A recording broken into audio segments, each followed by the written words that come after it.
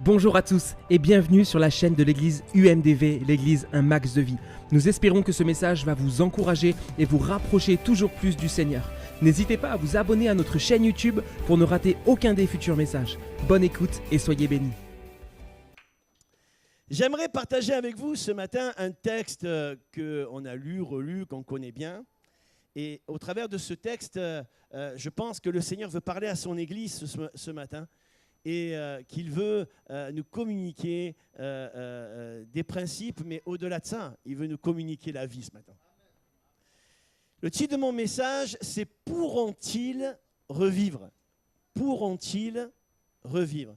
On parle de cette vallée d'ossements desséchés. C'est le chaos. Alors, on va le lire ensemble. On va voir que Dieu va poser sa main. Il va poser sa main sur Ézéchiel et il va l'emmener en esprit dans une vallée et il va voir des ossements desséchés, éparpillés de ci, de là. Voilà, un peu comme sur la photo, des têtes par là, des fémurs par là, des colonnes vertébrales déstabilisées par ici et par là.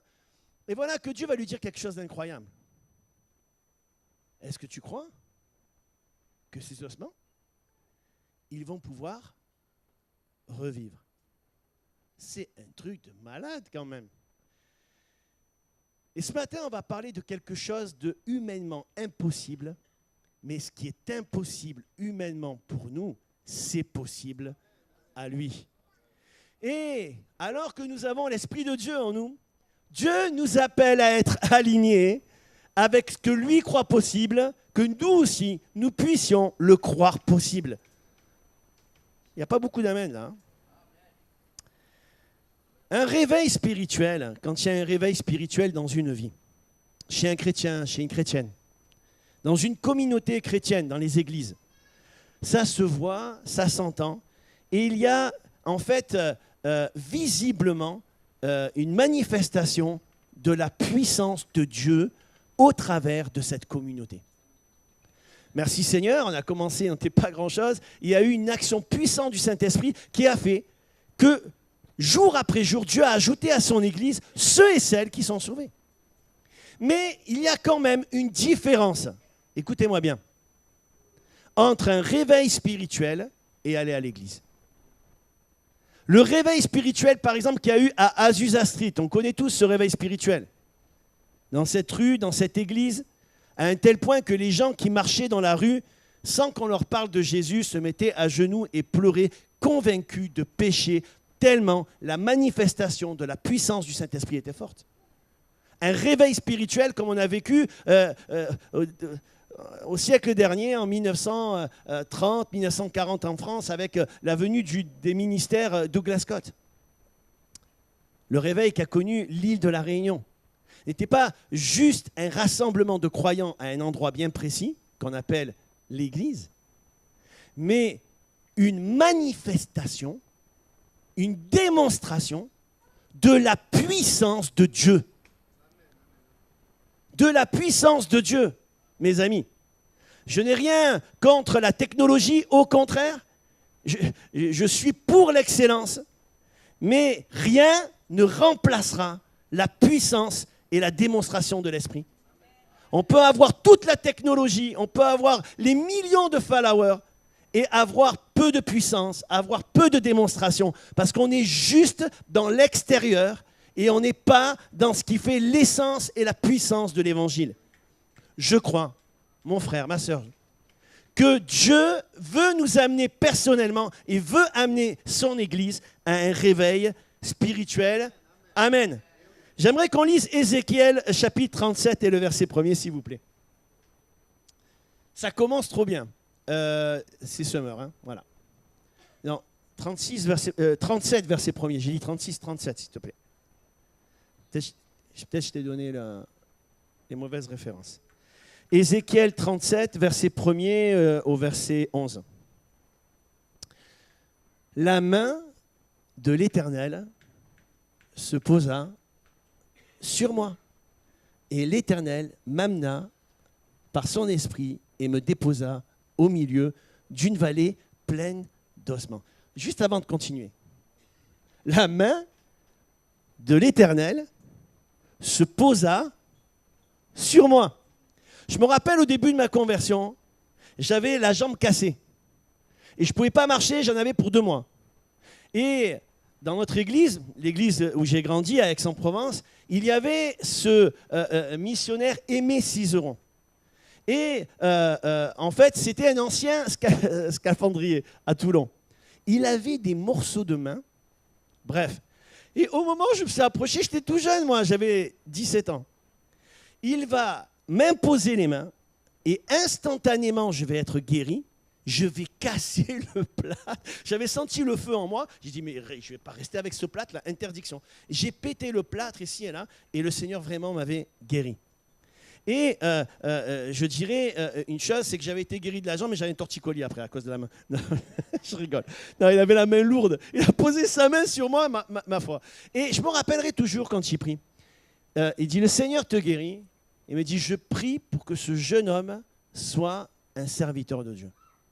Et Dieu a entendu sa prière. Des fois, on fait des prières comme ça.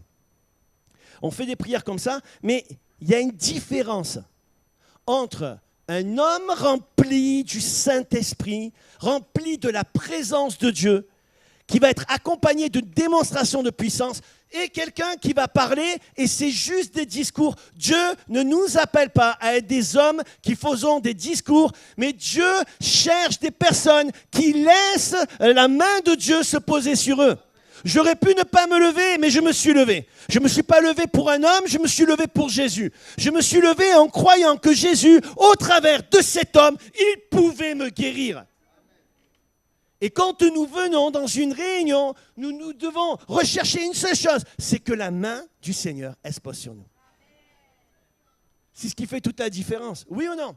Vous pourrez être plein à témoigner entre l'avant et l'après. Hein, Lionel? Avant, la cocaïne et toutes sortes de trafics. Après, la bonne nouvelle. Après, la puissance de Dieu. Après, la délivrance, la paix, la joie, la soif de sa présence. Oui ou non, Lionel? Tu confirmes?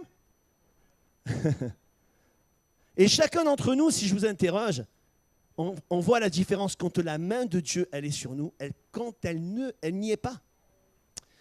Et ce matin, Dieu veut attirer notre attention sur quelque chose d'important. Cette dernière semaine, combien de fois la main de Dieu a été sur toi? Écoute bien, il y a une différence, hein?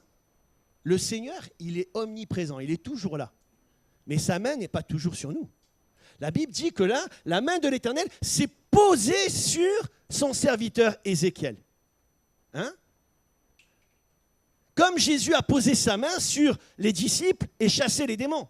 Mais la main du Seigneur n'était pas toujours sur les disciples. Il fallait que régulièrement, il pose sa main pour qu'ils reçoivent l'onction. On était sous l'ancienne alliance. Donc l'Esprit de Dieu n'était pas à l'intérieur, il était encore à l'extérieur. Et qu'est-ce qui se passe? On connaît Judas et on sait ce qui s'est passé.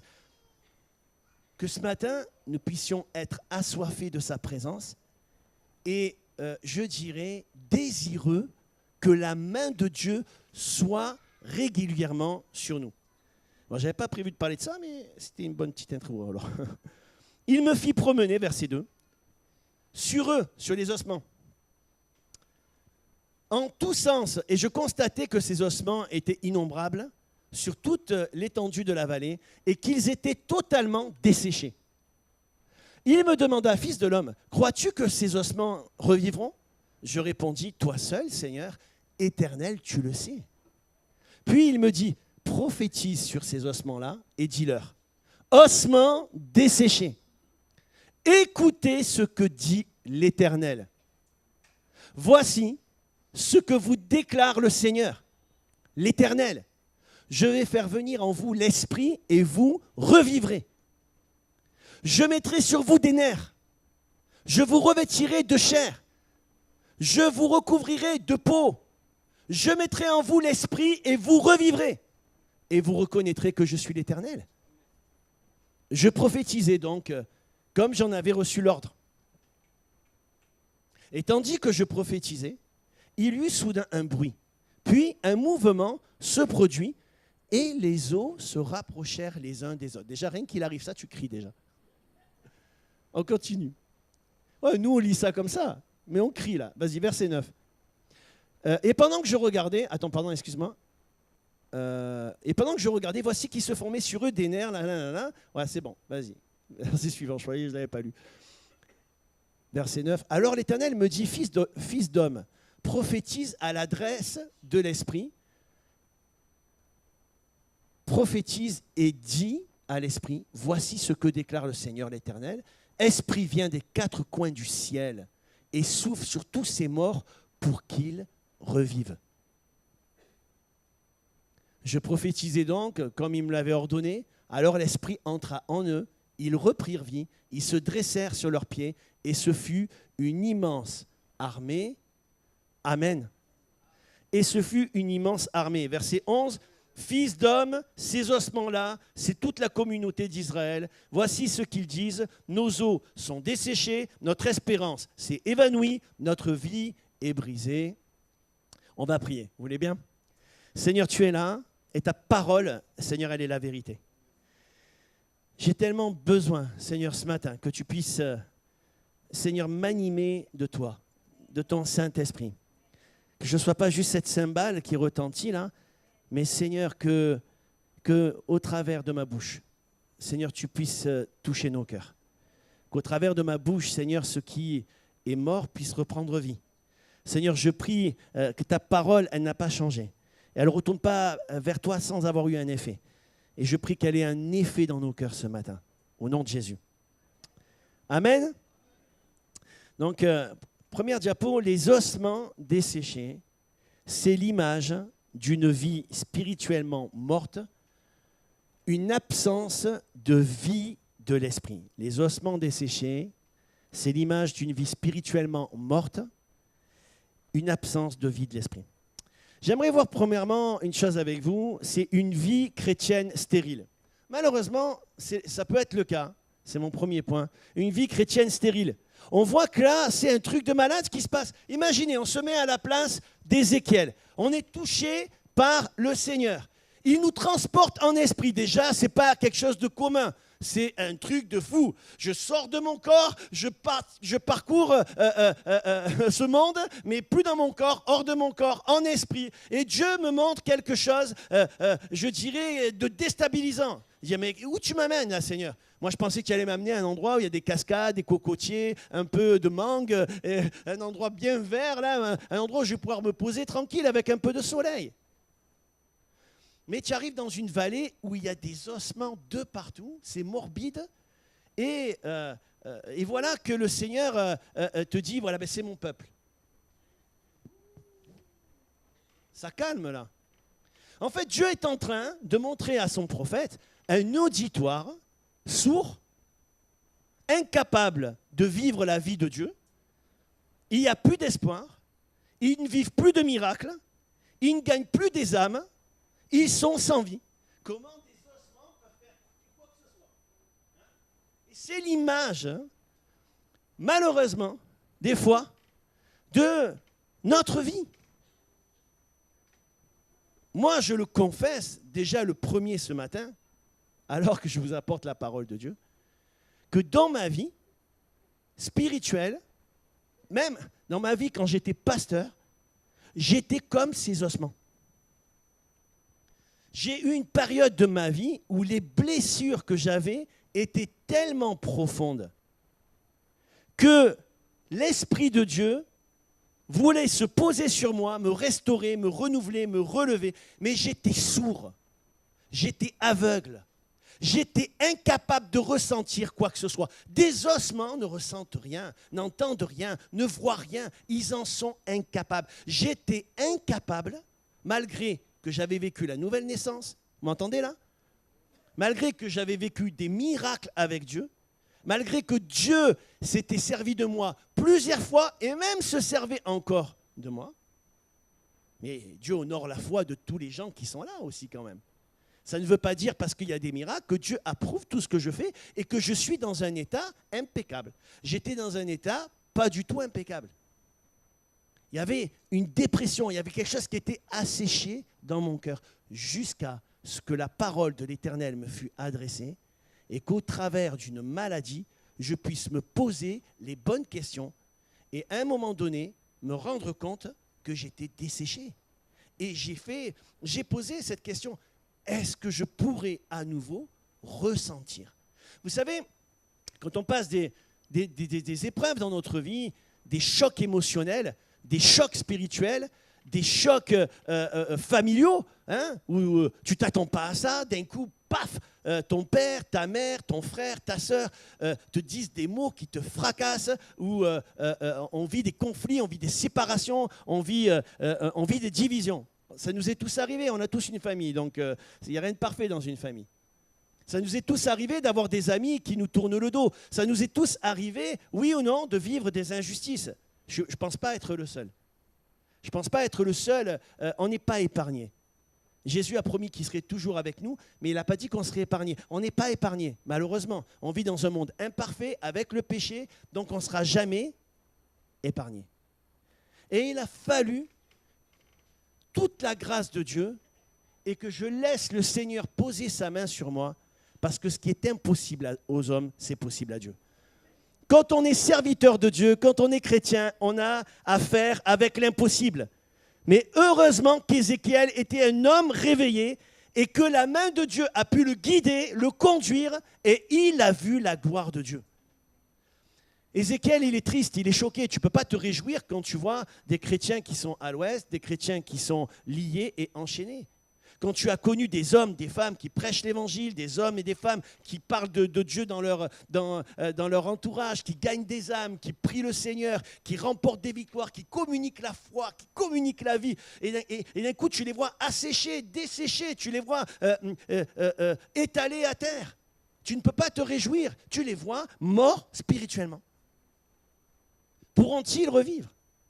Gloire à Dieu pour ceux et celles qui intercèdent pour nous.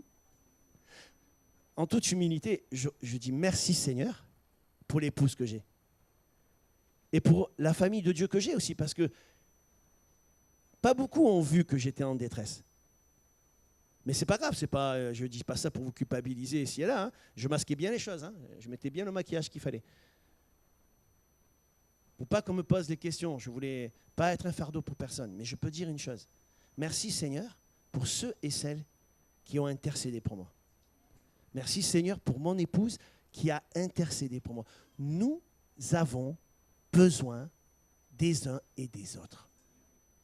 Seul, je ne peux rien faire. J'ai besoin de quelqu'un de réveillé à côté de moi qui va intercéder aussi. Et quand des choses sont desséchées dans mon cœur, cet homme qui est réveillé, cette femme qui se laisse conduire par le Saint-Esprit peut être un instrument pour que ce qui est mort reprenne vie. Quelqu'un peut dire Amen. Je dis merci Seigneur pour la famille de Dieu. Moïse était un homme de Dieu incroyable, mais tout seul, il n'aurait pu rien faire. Si Aaron et Hur ne l'avaient pas soutenu dans la prière, le peuple de Dieu contre Amalek, ils seraient tous morts. Mais ils se sont soutenus les uns les autres pour un même objectif. Quelqu'un peut dire Amen. Donc là, je pense que c'est dur pour Ézéchiel. Il voit son peuple détruit, il voit son peuple sans force, il voit des ossements desséchés, il voit la mort, il voit l'idolâtrie, il voit le compromis, il voit la négligence parmi son peuple. C'est cette négligence, c'est ce péché, c'est ce compromis qui a amené de ci et de là le peuple de Dieu à se disperser. Certains sont dans l'esclavage, dans un pays étranger, d'autres sont ailleurs, complètement détruits, plus d'espoir. Ils ont changé de Dieu, ils prient d'autres dieux. Mais au travers de cette prophétie, c'est prophétique aussi, Dieu est en train de dire que le peuple d'Israël, Dieu va les rassembler comme des ossements. Et qu'avant la fin des temps, certains vont se lever et vont revivre comme une armée puissante. Quelqu'un peut dire Amen. Donc ces ossements, ils ne voient plus rien. Ils ne voient pas l'amour de Dieu. Ils ne voient pas leur état. C'est l'aveuglement spirituel. Tout le monde voit que ces ossements sont morts et eux ne sont plus conscients de rien. Même les péchés, leurs péchés, ne les choquent plus. Leur conscience est endormie. Ils ne voient plus rien, ils n'entendent plus rien. Ces ossements n'ont pas d'esprit et l'homme a été fait pour être l'habitation de Dieu en esprit. Mais sans esprit, ils ne peuvent pas accueillir Dieu. Ils n'ont pas de vie de l'esprit. Ils n'ont pas d'amour dans l'esprit. Il n'y a pas de prière dans l'esprit. Il n'y a pas de joie de l'esprit. Il n'y a pas la paix de l'esprit. Il n'y a pas les choses du royaume de Dieu en esprit. Il n'y a pas les sentiments de Jésus en esprit. J'ai le souvenir. Je sais qu'un jour je suis né de nouveau. Mais il n'y a plus la main de Dieu sur moi. Je ne ressens plus les choses comme avant. Je n'ai plus ce zèle, cette ferveur, ce fardeau des âmes. Je ne pleure plus pour ceux qui sont perdus. J'ai perdu quelque chose. Je suis desséché. Avant, je courais pour venir dans la maison de Dieu. J'étais là bien avant. J'intercédais chez moi, je me préparais et j'arrivais en feu dans l'église pour louer le nom de Jésus. Parce que je laissais la main de Dieu sur moi jour après jour. Dieu veut réveiller ce matin les consciences. On aurait pu dire c'est impossible. Mais est-ce qu'on pourrait poser cette question ce matin et dire est-ce que je pourrais revivre? Est-ce qu'ils pourront revivre? Peut-être tu as envie, gloire à Dieu. Mais si tu as envie, continue de prier pour ceux qui ne le sont pas. Ces ossements, ils sont desséchés. Pas de cœur, pas de poumon. Ils ne réagissent plus à l'amour de Dieu. Ne peuvent plus être enflammés pour Dieu. Comment des ossements peuvent marcher? Et spirituellement, quand nous sommes morts, spirituellement, nous sommes incapables de pouvoir ressentir ce que Dieu ressent. Quand je suis mort spirituellement, je suis incapable d'avoir de l'empathie, de l'amour pour les autres. Je suis centré sur moi-même. On ne m'a pas dit bonjour, on ne m'a pas dit ceci, on ne m'a pas dit cela. Dans cette église, c'est comme ci, dans cette église, c'est comme ça. Quand il y a la main de Dieu sur moi, je suis conscient de mon état et je réalise une chose, c'est que sans son Saint-Esprit, c'est impossible. Sans le Saint-Esprit, la puissance du Saint-Esprit dans ma vie, c'est impossible d'être enflammé pour Dieu, impossible d'aimer les âmes, d'avoir la soif et la faim de parler de Jésus. C'est impossible d'être des exemples. Ne savez-vous pas que vous êtes une lettre lue? Des exemples écrites, des témoignages écrits, pas avec de l'encre, mais avec l'esprit du Dieu vivant. Si ton témoignage n'est pas écrit avec l'esprit du Dieu vivant, oui, tu as vécu une nouvelle naissance il y a quelques années, mais ton témoignage aujourd'hui n'est pas un témoignage d'un chrétien vivant, renouvelé par le Saint-Esprit, mais d'un ossement desséché, sans vie. Quel est mon témoignage? Qu'est-ce que je transmets aux autres? Je ne peux pas donner ce que je n'ai pas reçu.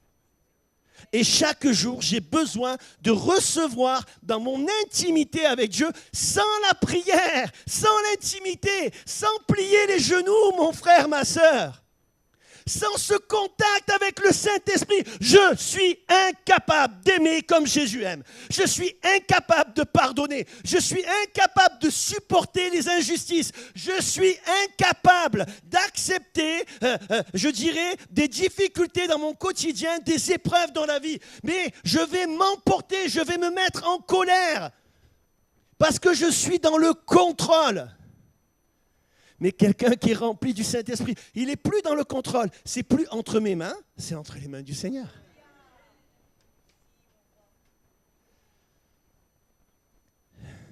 Pourront-ils revivre? Dieu, encore et encore, nous demande de faire ce que nous ne pouvons pas faire. Mais plutôt, ce que nous ne pouvons pas faire, afin que toute la gloire de Dieu, elle lui revienne. Ce qui est impossible aux hommes, c'est possible à Dieu. Jésus dira dans l'évangile de Luc au chapitre 18 concernant le jeune homme riche. C'est difficile pour un riche d'être sauvé. Il n'a pas dit c'est impossible, il a dit c'est difficile. Et dans Luc 19, un homme riche va se convertir. C'est impossible. Ça paraît impossible, c'est très difficile. Un chapitre après, un homme riche se convertit. Dieu va dire à un homme qui ne peut pas bouger sa main, parce qu'elle est sèche, elle est morte, elle est sans vie. Il va demander à cet homme de faire quelque chose qu'il ne peut pas faire. Étends ta main. Et cet homme va étendre sa main. Jésus encore va demander à cet homme quelque chose qu'il ne peut pas faire. La plupart, vous avez entendu ce témoignage. Quand je suis monté à Orléans, 2 jours avant, je suis honnête, hein, j'ai dit, Seigneur, qu'est-ce que je vais leur apporter? Je suis vide et sec. Je venais de perdre mon beau-père, on venait de vivre des choses compliquées. C'était des années un peu de complicado là, et physiquement, émotionnellement, pas parce que j'étais anéanti, parce que mon beau-père avait rejoint la patrie céleste, j'étais heureux que mon beau-père soit avec Jésus. J'étais consolé, j'étais pas abattu, gloire à Dieu. Mais quand tu as un cœur, tu as une famille, et que tu vois des gens que tu aimes souffrir, ça t'impacte émotionnellement. Moi, je suis sensible, du coup, ça me touche, et ça prend beaucoup de place. Et j'étais épuisé. Personne ne le sait, mais Dieu le savait. Et Dieu, il a entendu ma prière. J'ai dit, Seigneur, je ne me sens pas. Je veux rester avec ma femme, je veux rester là. Et le Seigneur me parle, me dit, tu vas monter là-haut. Il m'a dit, tu vas donner cette parole au serviteur de Dieu de là-haut et à la servante de Dieu là-haut. Et en fait, ce que je ne savais pas, c'est que le serviteur de Dieu, 5 jours avant, il disait, Seigneur, dans mon ministère, il me manque quelque chose. Je n'ose pas prier pour que les gens reçoivent le baptême du Saint-Esprit, et je n'ai jamais vécu ça encore. Et Dieu m'a demandé, moi, avant de monter, tu vas lui expliquer l'enseignement sur le parler en langue, tu vas lui imposer les mains, et ensuite tu vas prier avec lui, et moi je vais donner du succès à son ministère. Je suis monté, c'est ce qui s'est passé. J'ai donné une parole aussi pour son épouse, et on a vécu des temps incroyables. Et en fait, même si moi, humainement parlant, j'étais en vrac, mais vraiment fatigué, il y avait une telle présence de Dieu qui est descendue, qui a eu presque 50 ou 60 baptêmes dans le Saint-Esprit. Et là, des délivrances, des gens liés depuis des années vont être délivrés par la puissance du Saint-Esprit. Ce n'était pas juste des paroles. Je ne suis pas venu pour leur apprendre quelque chose, pour leur expliquer l'histoire de Blanche-Neige et les 7 nains. Hein? Ou la belle histoire des 5 pains et 2 poissons. Parce que certains, quand ils écoutent les 5 pains et les 2 poissons, la mer qui s'ouvre en deux, c'est Blanche-Neige et les 7 nains. C'est-à-dire, on est dans le domaine, en fait, du féerique, dans le domaine, je dirais, c'est pas vrai, tout ça, c'est des fables. Paul dit, je ne suis pas venu avec vous, avec les discours persuasifs de la sagesse, mais une démonstration de la parole pleine d'Esprit Saint. J'ai besoin du feu du Saint-Esprit. Je vois une jeune femme s'approcher avec sa sœur. Et là, le Seigneur, il me dit, je vais ouvrir ses oreilles. Donc, je me suis dit, elle doit être sourde. Voilà. Donc, quand je m'approche, je commence à dire à la sœur, fais-lui les signes et dis-lui que dès qu'elle entend ma voix, elle me tape sur le bras. Et sa sœur, elle me dit, mais elle est sourde et muette de naissance. Elle avait 19 ans, tout le monde la connaissait dans l'église. Et là, avec cette certitude, je n'ai pas eu besoin de crier quand j'ai parlé, mais j'ai prié comme ça. Au nom de Jésus, les oreilles, vous m'écoutez? Ouvrez-vous. Ouvrez-vous les oreilles au nom de Jésus. Et je l'ai répété plusieurs fois. Et là, elle commence à me taper dans le bras. Là, j'aurais pu sauter et tout. Mais quand elle me tape dans le bras, en même temps, le Saint-Esprit me dit, tu continues encore de prier jusqu'à ce que je te dise d'arrêter. Et je continue encore de prier pour elle. Et elle me tape sur le bras, sur le côté, jusqu'à ce qu'elle fasse « Ouh, Dieu ». Elle commence à essayer de dire des mots. Là, toute la famille en larmes, des inconvertis dans la famille, la sœur, toute l'église est visitée. Et là, elle va raconter après ce que Jésus a fait. Je suis née muette, sourde, mais Jésus, il m'a guéri. Quelqu'un peut dire amen. Jésus guérit encore aujourd'hui. Alors, c'est grâce à Dieu, ce n'est pas grâce à moi. Mais quand même, ça ne dépend pas que de Dieu. Écoutez-moi, cet homme, il a prophétisé. Cet homme, il se tenait devant Dieu. Je vais vous dire quelque chose. Je ne me mets pas en avant. Le Seigneur, il le sait. Mais je vous dis la vérité. Pendant 2 jours que j'étais là-bas, je n'ai pas dormi. J'avais des crampes sur les bras, les jambes. J'étais fatigué, j'ai dit, putain, j'arrive pas à me détendre. Je fermais les yeux, mais j'arrivais pas à dormir. J'ai dit, ok, eh ben, je dors pas. Et là, j'ai commencé à parler en langue toute la nuit. Et le lendemain, une petite qui est née sourde et qui était muette, elle a entendu. Nous, on veut vivre des miracles sans prier, sans lire la Bible, sans se tenir devant Dieu. Il n'y a pas de secret, frères et sœurs. L'appel de Dieu n'est pas suffisant. Tu as pu recevoir, moi je connais beaucoup de personnes qui ont reçu des appels incroyables, apostoliques, prophétiques, de pasteurs. Mais ce n'est pas pour autant qu'ils exercent ce ministère-là. L'appel de Dieu est une chose essentielle. Mais l'appel sans les œuvres de Dieu ne sert à rien. Je dois répondre à l'appel, je dois crier à Dieu pour que la main de Dieu elle soit sur moi. Pour que je me sente habité, par le Saint-Esprit. Quelqu'un de loin, il le sait, il se sent habité, il se sent loin par cette sainteté de Dieu, il se sent loin par le Saint-Esprit. Mon frère, ma soeur, tu as besoin de te sentir loin. Et pour te sentir loin, tu as besoin de crier à Dieu. Tu as besoin de te connecter au Seigneur par ta vie de prière. Tu as besoin de démontrer que ta priorité, c'est lui. Que ta priorité, c'est son œuvre. C'est ce qu'il veut faire au travers de toi.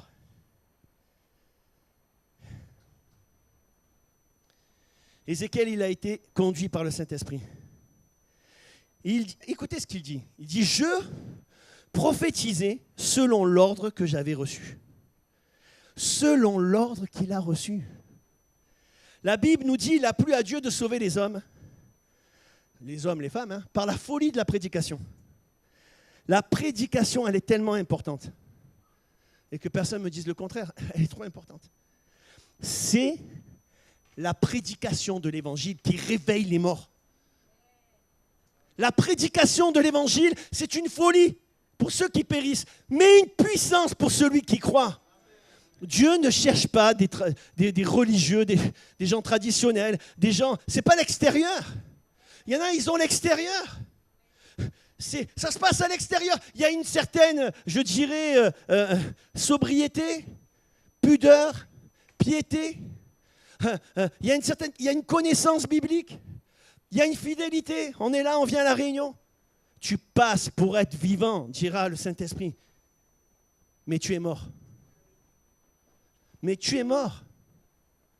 Spirituellement. On ne doit pas regarder à l'extérieur. On ne doit pas soigner nos apparences. Mais je dois me poser cette question, est-ce que je suis vivant spirituellement?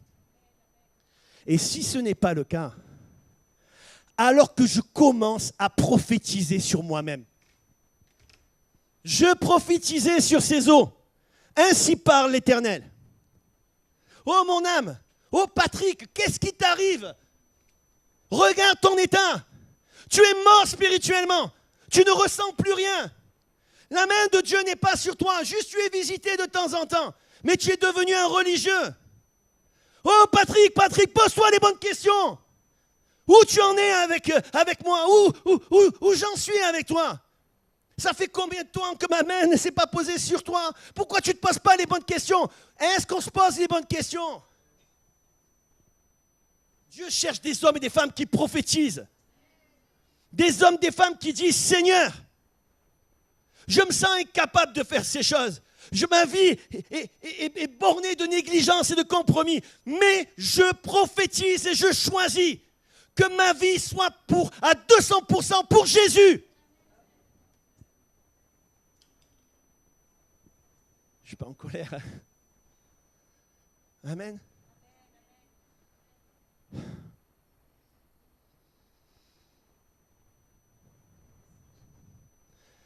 Frères et sœurs, je ne suis pas rentré dans le ministère pour qu'il se passe, pour faire pasteur comme ça de temps en temps, je vois un, je vois l'autre. C'est mon taf, je prends soin. mais je suis né pour vivre le réveil. Tout ce qui est en moi veut vivre le réveil. Et ma prière, c'est pas que ma vie elle soit à 20%, mais je veux être à 100% pour Dieu. Ça ne dépend pas que de Dieu. Ça dépend de moi, de toi, de nos décisions, de nos choix. Qu'est-ce que je vais faire? Écoutez-moi. Dieu a appelé Élie, il lui a donné un ministère incroyable. Et Élie, c'est un peu notre histoire aussi. Parce qu'on peut se retrouver, on n'a pas tout le temps tout fait bien dans notre vie. Élie, il a 2 enfants qui servent Dieu avec lui. Et il leur fait faire n'importe quoi. Ils touchent aux sacrifices qu'ils ne doivent pas toucher, ils se servent, ils mangent, ils font n'importe quoi. Et le père, il est toujours en train de les excuser. Mais non, ils sont gentils, ils sont bien, ils sont appelés de Dieu. C'est des gentils garçons. Et Dieu dit non, mais arrête de dire qu'ils sont gentils et arrête d'être dans l'état dans lequel tu es. Je vais te destituer, tu es à l'ouest, tu es à côté. Tu es mort spirituellement. Tu es mort spirituellement. Il n'a pas écouté au fil des années. Il a perdu toute la vie de Dieu. Il n'entend plus, il ne voit plus, il ne ressent plus. C'est un os desséché. À quoi on le voit? Dieu va parler à Samuel, ce petit garçon d'une dizaine d'années. Parce que lui, il prend au sérieux tout ce que Dieu lui dit. Élie connaît Dieu et la parole de Dieu mieux que Samuel. Samuel, il est au début de sa conversion. Il est plein de bons conseils. Il est plein de connaissances qui sont réelles et bibliques. Mais Samuel, il a quelque chose qu'Élie n'a pas.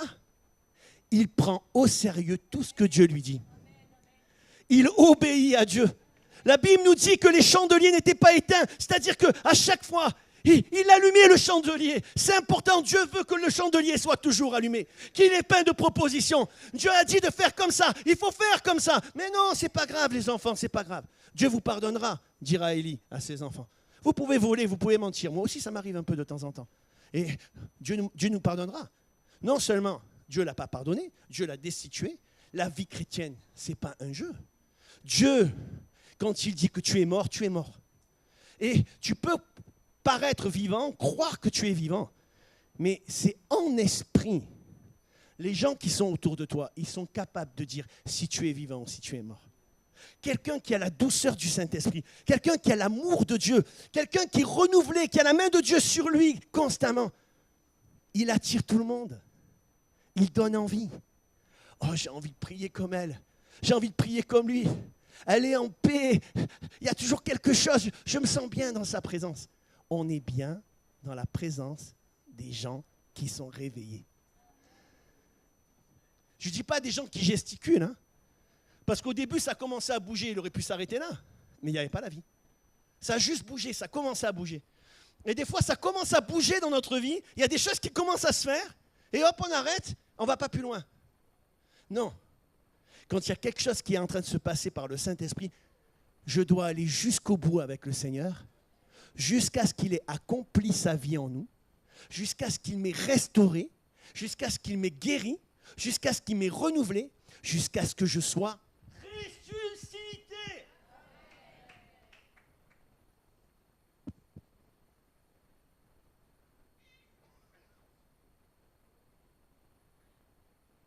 Ce n'est pas juste des slogans, des mots comme ça.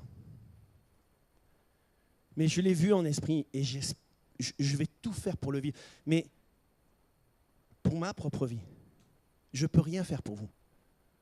Si ce n'est de communiquer la parole de Dieu, pour vous communiquer la foi, mais maintenant, ça vous appartient à chacun de vous réveiller. Je ne dis pas que vous êtes endormis ce matin, je n'ai pas la prétention de connaître tout, d'être mieux que vous. Non, en fait, c'est une grâce. En fait, oui, je choisis de passer du temps devant Dieu et de prier peut-être des heures devant le Seigneur, mais c'est une grâce que j'arrive à prier des heures. Parce que franchement, des fois, ça peut arriver, tu pries 10 minutes, tu n'en peux plus, tu es là. Tu es là, c'est le soir, au lieu de... Tu dis, Seigneur, bénis ces aliments. Ah non, punaise, c'est fini ça.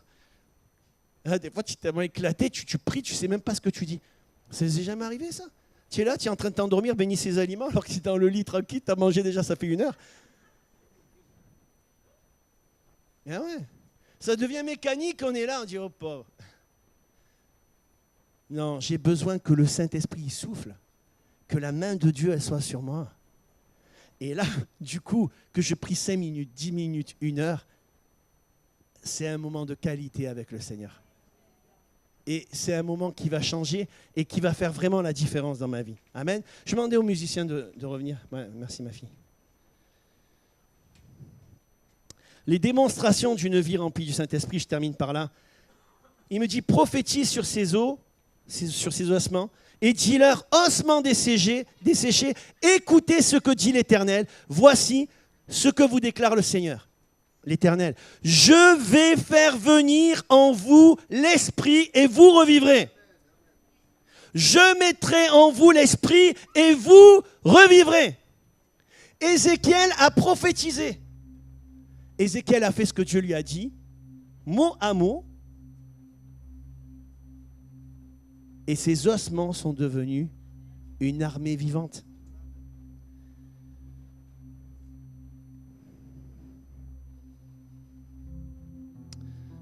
Dieu te parle ce matin.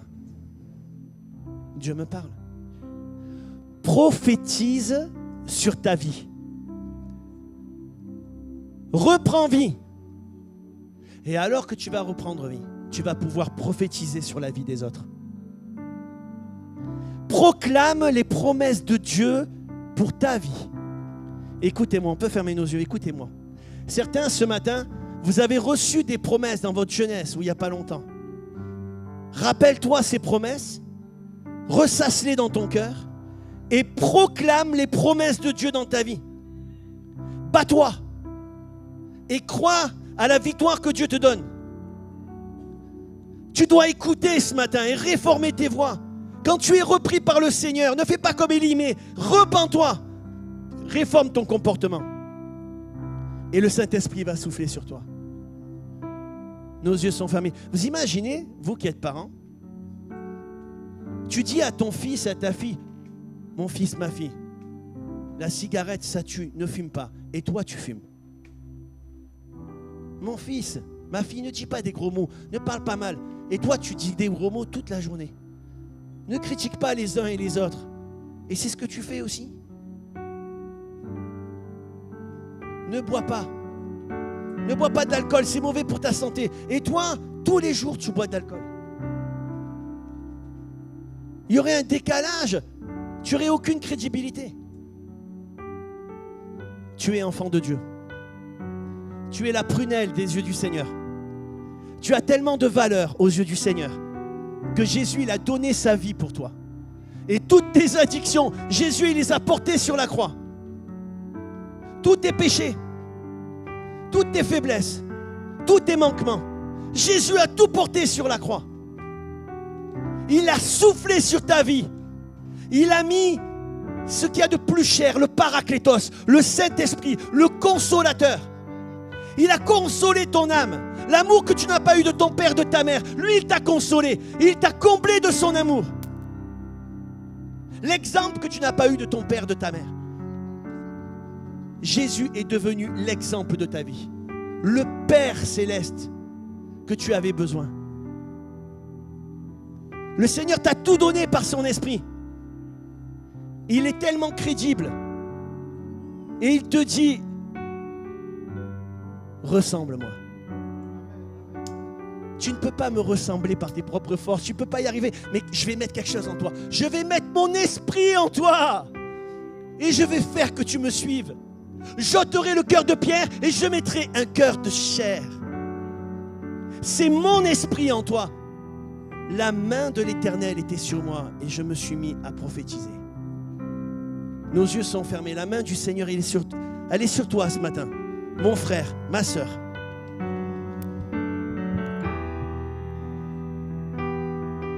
Pose-toi cette question et dis au Seigneur, Seigneur, est-ce que toutes ces choses asséchées dans ma vie pourront-elles revivre? Seigneur, tu le sais. Seigneur, je le crois. C'est impossible pour moi. J'arrive pas à me séparer de ça. Je suis dans l'addiction. Je suis dans le tourment. Je suis dans les vacarmes de l'ennemi, les mensonges de l'ennemi. Il se moque de moi. Je suis lié, je suis tenu, je suis esclave esclave, je suis pas bien, je sais très bien que tout ça est vrai, mais je n'arrive pas. Par son esprit, Dieu veut souffler sur toi ce matin. Et les idoles, il veut les renverser.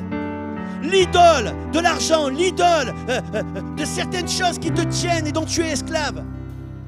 Dieu veut te libérer ce matin. On est en prière, je voudrais inviter ceux et celles ce matin qui sont dans cette vallée, dans certains domaines de leur vie, qui disent Seigneur, c'est le chaos, c'est le statu quo, c'est la mort là, mais ce que je veux moi c'est la vie. C'est la vie, c'est la vie, souffle sur moi, c'est ton cas. Lève-toi ce matin, on va prier ensemble. Dieu veut souffler sur son peuple. Dieu veut souffler sur ses enfants. Dieu veut et cherche des hommes, des femmes, des jeunes hommes, des jeunes filles. Pas qui sachent les choses, qui connaissent les choses, mais qui sont traversés par le Saint-Esprit. Laisse-toi traverser par le Saint-Esprit. Tu as vécu des choses qui ont éteint des choses en toi. La mort de quelqu'un que tu aimais. Et tu trouves ça injuste, mais Dieu est celui qui console ton cœur ce matin. Lève-toi, laisse le Saint-Esprit te consoler. Tu es entouré de personnes qui critiquent et la Bible dit éloigne-toi de ces gens-là. Toi-même tu critiques et le Seigneur, il t'aime et il n'est pas content de ça. Il veut mettre tout à nouveau en toi de la douceur, de l'amour, pour que ce que tu donnes aux autres, ce que tu partages aux autres, c'est la bonté, c'est le pardon, c'est la grâce. Seigneur, je prie, Seigneur, dans cette matinée, vois tes enfants qui se lèvent, ceux et celles qui ont ce désir, Seigneur Jésus,